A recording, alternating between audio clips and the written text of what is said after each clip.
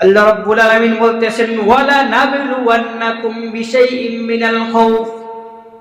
আল্লাহ বলেন, ও দুনিয়ার মানুষ, আমি রব তোমাদেরকে পরীক্ষা করব, অবশ্যই অবশ্যই তোমাদেরকে পরীক্ষা করব। ওয়ালা নাবলুওয়ান্নাকুম বিশাইইম মিনাল খাউফি ওয়াল জু'। আমি রব তোমাদেরকে কোন সময় হয় বিধি দিয়া তোমাদেরকে পরীক্ষা করব, আমি রব কোন সময় তোমাদেরকে ক্ষুধা দিয়া, তোমাদের পেটের যন্ত্রণা ক্ষুধা দিয়া, অর্থাৎ তোমাদেরকে আমি পরীক্ষা করব। ওয়ানাকসিম মিনাল আমওয়ালি ওয়াল আনফুসি ওয়াত থামারাত। আমি রব আবার কখনো তোমাদেরকে ওয়ানাকসিম মিনাল আমওয়াল, তোমাদের ধন সম্পদের মধ্যে কমতি কইরা আমি রব তোমাদেরকে পরীক্ষা করব, তোমাদের ঈমানটা কতটুকু মজবুত। ওয়ানাকসিম মিনাল আমওয়ালি ওয়াল আনফুসি ওয়াত থামারাত।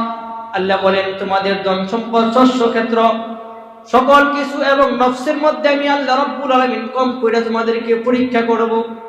দেখবো তোমরা আমি আল্লাহকে ভুলে গেছো নাকি তোমাদের ঈমানটা মজবুত আছে। এইভাবে আল্লাহ রাব্বুল আলামিন গোলামদেরকে পরীক্ষা করেন এবং পরীক্ষা করবেন।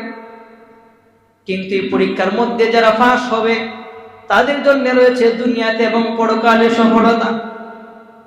এই পরীক্ষার মধ্যে যারা পাস হইতে পারবে, যারা উত্তীর্ণ হইতে পারবে, তাদের জন্য এই দুনিয়াতে এবং পরকালের সফলতা রয়েছে।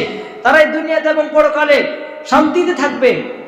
কিন্তু যারা এই পরীক্ষায় পাস হইতে পারবে না, আল্লাহ আপনাকে পরীক্ষা দিয়েছেন, দেখা যায় কখনো কখনো আল্লাহ রাব্বুল আলামিন বিভিন্ন জনকে বিভিন্নভাবে পরীক্ষা দেন, পরীক্ষা করে থাকেন।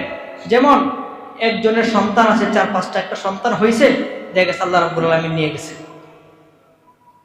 তখন অনেকেই ওই পরীক্ষার মধ্যে পড়ে আল্লাহ শুকরিয়া আদায় করে, আল্লাহ তোমার জিনিস তুমি নিয়ে গেছো, আমি ধৈর্য ধারণ করলাম, ইন্নাল্লাহ মা'আস সাবিরিন। তখন ওই ধৈর্যশীল বান্দার সাথে আল্লাহ হয়ে যান, সুবহানাল্লাহ।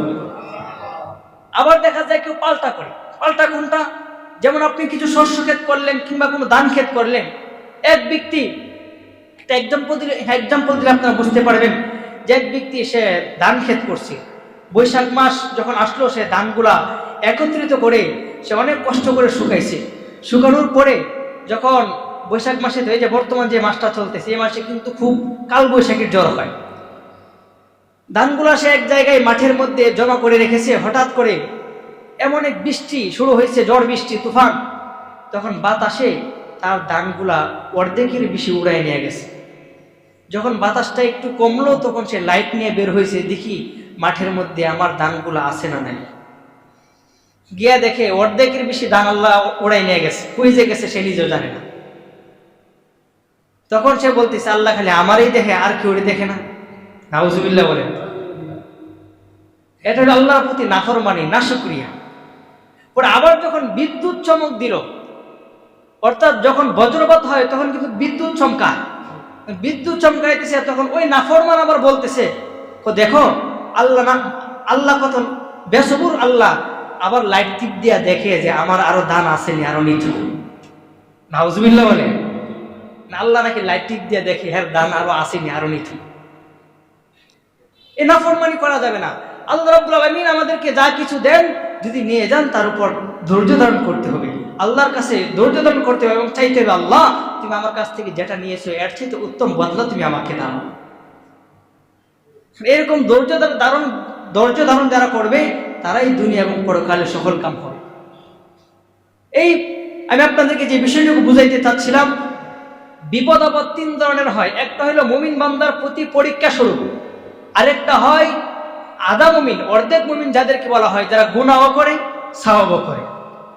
ওই মুমিনদেরকে আল্লাহ রাব্বুল আলামিন বিভিন্ন আযাব গজব দিয়া তাদেরকে সতর্ক করেন, দেখো তুমি গুনাহ করতেছো গোলাম, তুমি গুনাহের গতি তুমি কমাইয়া দাও, তুমি গুনাহের কাজ ছেড়ে দাও, আর নয় কিন্তু পরবর্তী সময় তোমার উপর বড় বিপদ আপদ আসতে পারে।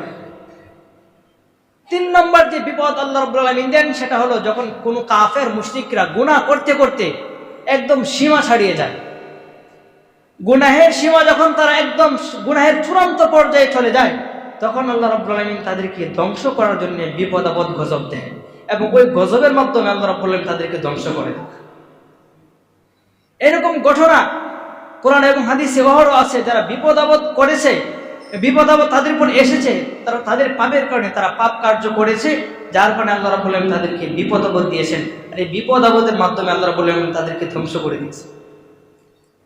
আল্লাহ রাব্বুল আলামিন আহকামুল হাকিমিন, তিনি বান্দার প্রতি সবসময় ক্ষমাশীল। যখন কোনো গোলাম কোন পাপ করে তখন আল্লাহ রাব্বুল আলামিন অপেক্ষা করতে থাকেন গোলাম কখন তার কাছে মাফ চাইব, আল্লাহ রাব্বুল আলামিন তাকে ক্ষমা করে দিবেন। সুবহানাল্লাহ।